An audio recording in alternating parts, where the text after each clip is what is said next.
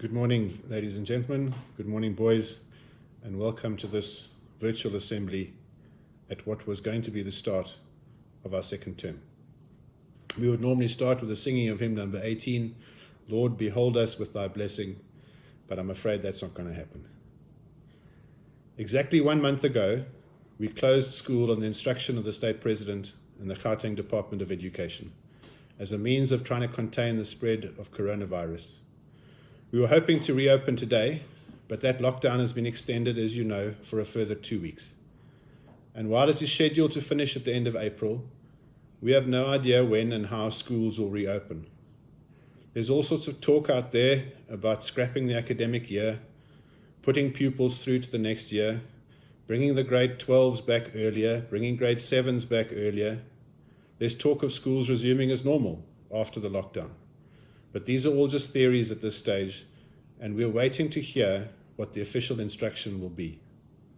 This instruction will apply to all schools and all pupils, and you will not be alone. You will have the full support of your teachers as we try and adapt whatever decision is made to help you cope with what is left in the year.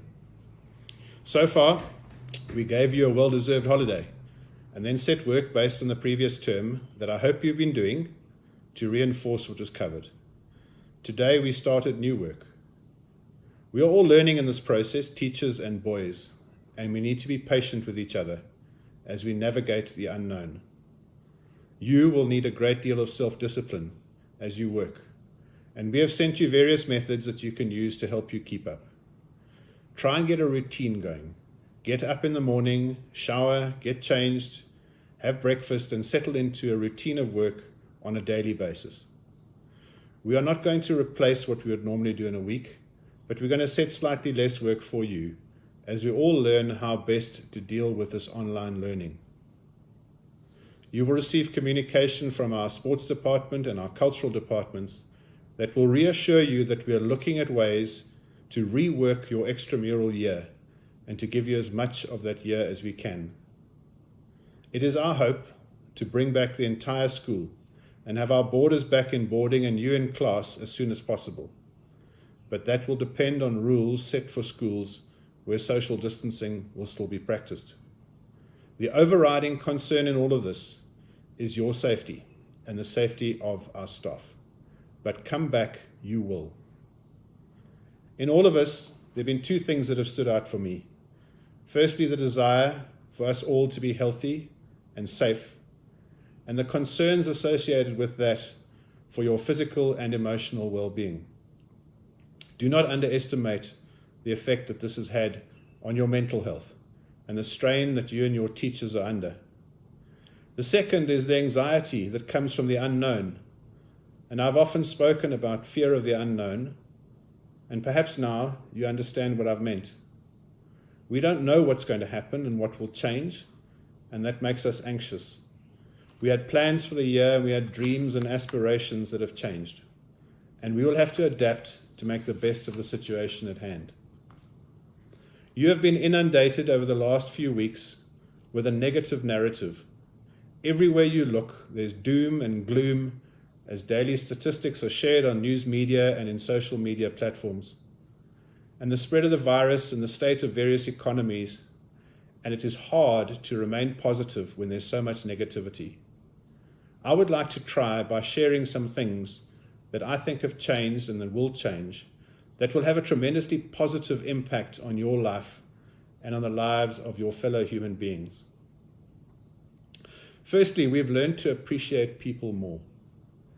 I know you've missed your friends and you've missed the close contact that you have with them. I know that you've missed talking to them in real time. We all realize just how much that means and how much we need others, and we will value that far more in the future. We will appreciate our freedoms more, the freedom to go to the shops, to exercise and to play games with each other, to travel and to leave the confines of our home. We will value classroom time more and having a teacher who cares standing in front of us, trying to help us, helping us in person, and we cannot take this for granted anymore. We will learn to share better and take each other's needs more into account, more so than before. Our education system in South Africa in particular will change to help those who need it most. Around 20% of school pupils will be able to do some form of online education. 80% will not.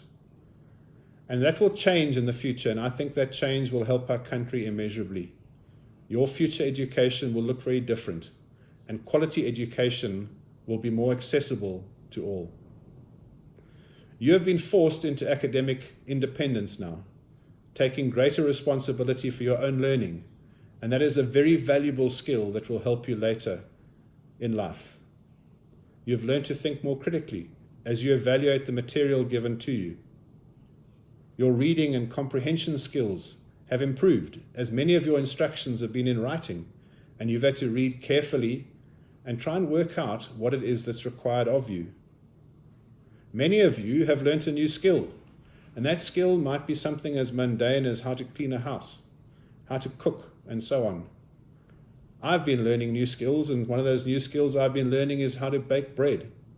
And I'll be forever grateful for the chance to try something I perhaps would not have done. And then many of you have read books, which is always a good thing to do. It stimulates the imagination and allows for us to escape reality for a little while. This too shall pass is a phrase I use whenever I am anxious, worried, or nervous in the situation that I'm in. These times will pass, I am sure, and we will have reinvented ourselves and the way that we do things. We will have redefined normal and will have started living this new normal life. We will be together again as families, as communities, and as a school. And I cannot wait for that to happen. So be safe, be healthy, but be positive about the future. In line with our assemblies normally, I've chosen a few readings that I would like to share with you, and they come from various texts. The first reading is from the Bible, from Deuteronomy chapter 31, verse 8. The Lord himself goes before you and will be with you. He will never leave you nor forsake you. Do not be afraid. Do not be discouraged. And then a verse from the Quran. O Allah, expand my chest with confidence and make easy my affairs. And then a lovely verse that I found in a Hindu website. A little poem says, for yesterday is only a dream, and tomorrow is but a vision. But today, well lived, makes every yesterday a dream of happiness, and every tomorrow a vision of hope. We normally close our assemblies with a school prayer, and I thought it appropriate to read that to you today. O Lord God of truth, whom to know is everlasting life, and to serve is perfect freedom, grant that we may draw near to thee in thought, word, and deed. Inspire us with the love of thy creatures and thy laws, that in all humility and teachableness, with patience and understanding, by honest and earnest labor, we may seek after knowledge as a blessing that cometh from thee. Whether it be our part to teach or learn, to rule or obey, make us feel thy presence in our several duties, filling us with reverence for the beauty and wonder of thy universe, and pouring on us a spirit of justice, gentleness, and mutual goodwill. Thus, by thy grace, may we so use this house of learning that we may prepare our powers of body, mind, and spirit to advance the good of man and the glory of God. And I close with the final benediction. Peace I leave with you, my peace I give you. I do not give you as the world gives. Do not let your hearts be troubled, and do not be afraid.